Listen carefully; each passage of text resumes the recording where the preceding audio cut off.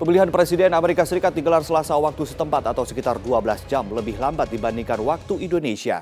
Siapapun Presiden Amerika Serikat terpilih, baik Hillary Clinton maupun Donald Trump, platform kebijakan politik luar negerinya menjadi salah satu poin penting yang perlu dicermati Indonesia. Tak bisa ditolak, kebijakan Presiden Amerika Serikat terpilih akan berdampak pada perpolitikan dunia, termasuk Indonesia. Lantas bagaimanakah menghadapinya?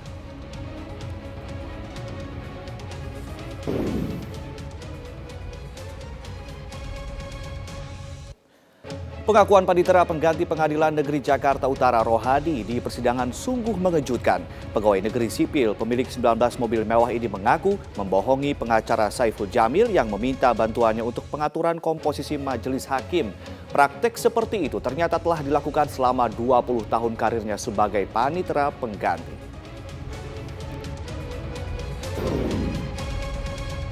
Selamat malam pemirsa, Dialog Prime Time News malam ini membahas pemilihan Presiden Amerika Serikat yang berlangsung Selasa ini waktu setempat. Siapa bakal menang dan apa dampaknya bagi dunia termasuk Indonesia?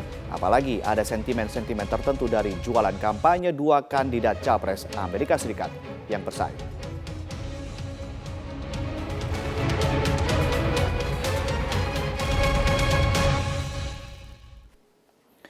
Hari ini rakyat Amerika Serikat akan memilih siapa yang akan menjadi presiden negara adidaya tersebut untuk 4 tahun ke depan. Indonesia sangat mencermati Pilpres Amerika Serikat kali ini mengingat dua kandidat Hillary Clinton dan Donald Trump memiliki platform kampanye yang berbeda sehingga dampak terhadap Indonesia juga bisa berbeda.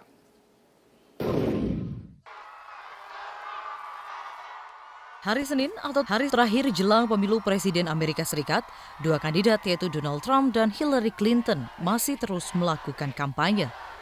Hari terakhir dimanfaatkan untuk meyakinkan pemilih sebelum menentukan pilihan di hari H, Selasa 8 November 2016.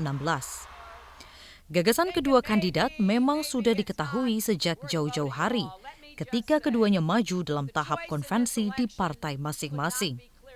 Kandidat Partai Demokrat Hillary Clinton terlihat lebih terbuka dalam banyak kebijakan. Sedangkan Donald Trump lebih proteksionis. Bahkan dalam banyak kesempatan kampanye, Trump kerap melontarkan isu kontroversial.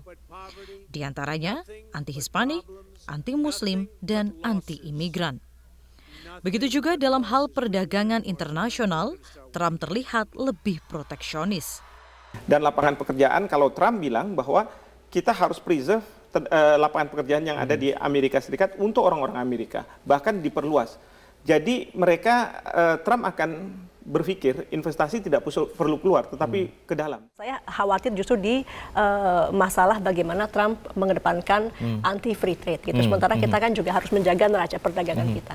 Jadi mungkin itu yang perlu nanti diwaspadai oleh pemerintah, karena yang saya dengar dia mau impuls 30-40% gitu ya. Bagaimana supaya, ini kan kita khawatirkan juga akan berdampak kepada neraca perdagangan Indonesia-Amerika. Jika Trump terpilih, sejumlah analis menyebut akan menjadi tugas berat bagi diplomat Amerika Serikat untuk meyakinkan kepada dunia Muslim bahwa Amerika bukanlah negara anti-Islam. Di Amerika Serikat, perwakilan Amerika Serikat di seluruh dunia, khususnya di negara-negara Islam, itu mereka mempunyai tugas yang lebih berat, ya, karena meyakinkan kepada negara mitra bahwa meskipun Trump berkampanye seolah-olah anti-Islam, tetapi bukan berarti Amerika Serikat anti terhadap Islam. Sementara itu, pemerintah Indonesia optimistis siapapun yang akan terpilih menjadi Presiden Amerika Serikat, hubungan dengan Indonesia tidak akan banyak terpengaruh. Sebab pola hubungan kedua negara sudah terjalin secara baku. Kemitraan strategis. Jadi ada mekanisme yang ajak dalam hubungan bilateral di mana kemudian di situ dari ekonomi, politik, militer sampai sosial, budaya dan kesehatan. Yang jelas, antara Hillary dan Trump memiliki platform dan retorika kampanye yang berbeda. Dan rakyat Amerika hari ini akan menjadi penentu presiden seperti apa yang mereka inginkan untuk memimpin 4 tahun ke depan. Tim Liputan, Metro TV. Pemirsa, untuk mengetahui perkembangan proses pemilihan presiden di Amerika Serikat, kita terhubung dengan Rory Ashari di New York, Amerika Serikat. Rory, bagaimanakah persiapan pemilihan presiden di sana saat ini, Rory? Ade, hari ini merupakan penentuan di mana 146 juta pemilih yang terdaftar akan menggunakan hak pilihnya di seluruh Amerika Serikat. Dan untuk persiapan sendiri sampai dengan saat ini nantinya sekitar pukul 7 atau 8 pagi TPS atau polling station baru akan dibuka. Dan kemudian nanti akan berlangsung secara terus-menerus di 50 negara bagian sampai dengan pukul 7 sampai dengan 8 malam nanti. Ini artinya pukul 9 malam waktu Amerika Serikat kita akan bisa mengetahui kira-kira siapa yang kemudian memiliki peluang lebih besar untuk memenangkan pemilu presiden di Amerika Serikat ini. Donald Trump dan juga Hillary Clinton melakukan kampanye terakhir kemarin dan fokus di swing state atau negara bagian yang belum secara bulat mendukung apakah kandidat Partai Republik ataukah kandidat Partai Demokrat. Nah, Hillary Clinton berkampanye di North Carolina dan juga Pennsylvania. Ini merupakan dua swing state yang peluang keduanya untuk memenangkan swing state ini masih sangat besar. Sementara Trump melakukan estafet ke 5 negara bagian kemarin, mulai dari Florida, North Carolina, Pennsylvania, New Hampshire, dan juga Minnesota. Ada rekor baru yang tercipta pada Pilpres kali ini, yakni adanya early voters atau pemilih yang melakukan pemungutan suara sebelum hari H, yakni 46 juta orang. Ini tertinggi sejak sejarah Amerika Serikat berdiri terkait dengan early voters. Mereka melakukan early voting baik melalui email ataupun ada beberapa negara bagian yang sudah membuka TPS-nya sebelum hari H. Nah, dari early voters ini jumlah pemilih Latin dan juga pemilih Afro-Amerikan mengalami peningkatan yang cukup tajam dibandingkan dengan tahun 2012 dan kemungkinan besar menurut prediksi beberapa pollster, warga Hispanik dan juga warga Afro-Amerikan cenderung memilih Hillary Clinton. Ade. Baik, Rory, jika Anda analisa dari hasil early voting, siapa yang kemungkinan besar akan menang? Dari 46 juta early voting ini ada beberapa negara bagian yang kemungkinan akan dimenangkan oleh Hillary Clinton. Ini seperti di Florida, North Carolina, Nevada, dan juga Iowa. Kita tahu bahwa Florida, North Carolina, dan juga Nevada merupakan 3 negara bagian yang di sana perolehan suara ataupun polling dari kedua kandidat sangat ketat, hanya terpaut 2 sampai dengan 3%. Sementara Trump, maksud saya, diprediksi akan menang di Arizona, Colorado, Ohio, dan juga Utah. Ini baru early voting. Kita masih akan menantikan nantinya terkait dengan voting yang sebenarnya yang akan diselenggarakan pagi hari ini sampai dengan malam nanti. Namun sejumlah lembaga pollster atau lembaga polling juga memprediksi bahwa Clinton masih unggul sekitar 3 hingga 4%. Ada beberapa pollster seperti The New York Times yang memprediksi Hillary Clinton akan menang 46%, sementara Trump akan meraih 42,9%. Pollster yang lain seperti YouGov dan The Economist, mereka memprediksi Donald Trump hanya akan mendapatkan 41% dan Hillary Clinton 45%. Persaingan untuk merebut Electoral College 270 pun juga masih ketat, namun Clinton diprediksi akan mampu meraih 268 atau kurang 2 dari state-state yang ada, sementara Trump sampai dengan sejauh ini diprediksi akan meraih 204 Electoral College. Untuk diketahui dibutuhkan 270 Electoral College di seluruh Amerika Serikat untuk memenangkan Pilpres ini. Ade. Rory Asyari melaporkan langsung dari New York, Amerika Serikat. Terima kasih dan selamat kembali bertugas. Dan pemirsa, pemilihan Presiden Amerika Serikat 2016 menyita perhatian dunia internasional. Selain sosok 2 kandidat 2 Partai Republik dan Demokrat, ada kebijakan kontroversial yang patut dicermati. Rifai Pamone memiliki sejumlah data menarik terkait sistem dalam Pilpres Amerika Serikat. Silakan Rifai. Ade Mulya dan juga narasumber yang sudah hadir di studio Primetime News, akan sangat menarik kita melihat tidak hanya terkait dengan 2 kandidat. Ada Hillary Clinton di sana, lalu kemudian juga Donald Trump sebagai kandidat Presiden Amerika Serikat 4 tahun ke depan. Namun ada sejumlah data yang terkait dengan dinamika bagaimana naik turunnya persentase atau pendapatan dari hasil polling yang kemudian tadi sempat juga disinggung oleh rekan Rory Asyari bahwa di akhir-akhir ini masih terjadi polling terakhir untuk kedua kandidat. Kita akan bersama-sama melihat. Saya akan menunjukkan kepada Anda di dalam struktur grafis. Di dalam struktur grafis ini kita akan lihat pertama kali nantinya.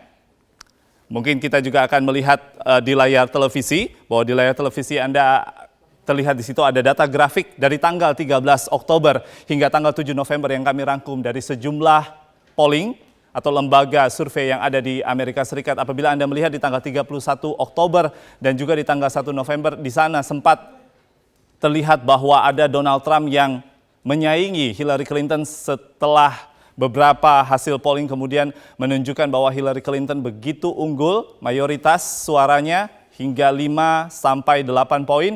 Namun kemudian ini kembali bisa terjadi di akhir-akhir jelang pemungutan suara. Dan di tanggal 7 November pada saat polling kemudian dilakukan, seperti yang sudah disebutkan oleh Rory Asyari tadi, rata-rata 3 poin saja terpaut. Jadi ini bisa dikatakan Hillary Clinton saat ini unggul tipis atas Donald Trump. Lalu di pemetaan berikutnya kita akan lihat bersama-sama. Peta ini akan menunjukkan bagaimana sebaran di 51 negara bagian termasuk Washington DC di dalamnya. Ada sejumlah warna di sana. Anda bisa melihat warna biru ini adalah perwakilan untuk Partai Republik. Maksud saya Partai Demokrat yang kemudian kandidatnya adalah Hillary Clinton, dan yang berwarna merah adalah Partai Republik yang kandidatnya adalah Donald Trump. Keduanya tentunya sudah cukup dikenal saat ini, apalagi dalam masa-masa kampanye begitu banyak debat yang pro kontra antar keduanya terkait dengan isu-isu dalam janji kampanye. Dan kemudian di peta ini juga kita bisa lihat ada yang berwarna kuning. Ini mencontohkan sejumlah negara bagian yang ada di Amerika Serikat termasuk dalam swing states atau negara yang belum menentukan secara pasti pilihannya terhadap Partai Republik ataupun Partai Demokrat. Ada beberapa di antaranya seperti Arizona, kemudian dengan Electoral College-nya jatahnya 11 elektoral, kemudian juga ada Florida yang sampai saat ini masih diperebutkan, North Carolina dan juga New Hampshire. Di 4 swing state ini apabila nanti 2 kandidat bisa memperebutkan suara dari Partai Republik maupun Partai Demokrat dengan prediksi tentunya di negara-negara yang sudah membulatkan tekadnya untuk memberikan suara kepada Donald Trump dan juga Hillary Clinton tetap sama seperti yang sudah kita petakan saat ini, maka bisa dikatakan Hillary Clinton akan unggul dalam pemungutan suara. Namun kita masih menunggu nanti di tanggal 19 Desember masih ada sebuah proses yaitu Electoral College yang akan dilakukan oleh 538 electors yang telah ditentukan sebelum pemungutan suara. Setelah informasi ini saya akan ajak Anda untuk bergeser sejenak ke wall yang telah kami siapkan bersama dengan tim Media Research Center dan juga Primetime News menakar peluang kandidat Presiden Amerika Serikat.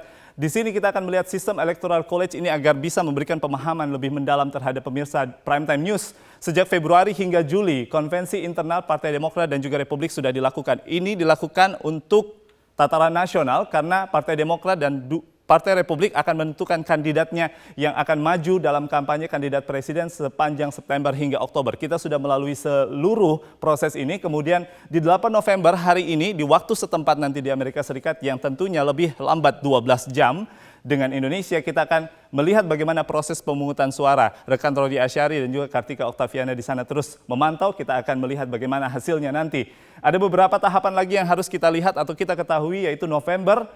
Pengumuman pemenang electoral votes ini akan menjadi satu lagi pertarungan untuk 2 kandidat hingga 19 Desember 2016 nanti konvensi Electoral College yang akan menentukan apakah suara terbanyak dalam pemungutan suara ini akan tetap menjadi Presiden Amerika Serikat selama 4 tahun ke depan. Dan di Januari 2017, tepatnya di 8 Januari kita akan melihat pengumuman dari pemenang pemilihan Presiden Amerika Serikat, dan di 20 Januari adalah pelantikan untuk pemenang pemilihan Presiden. Terakhir kepada Ade Mulya dan juga narasumber yang nantinya juga akan membahas beberapa hal dalam dialog fakta pemilihan Presiden Amerika Serikat. Tadi disebutkan oleh Rory Asyari ada 146 juta pemilih yang terdaftar secara resmi, namun sebenarnya ada 18 tahun ada warga negara Amerika Serikat yang di atas 18 tahun, maksud saya jumlahnya 218 juta lebih dan sebenarnya memiliki hak suara. 538 suara Electoral College ini terdiri dari 51 negara bagian penentu pemenang pemilihan Presiden Amerika Serikat,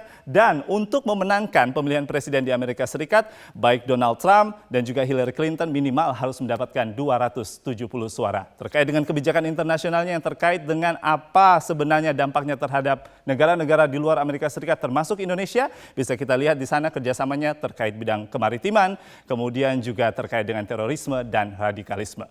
Ade Mulya.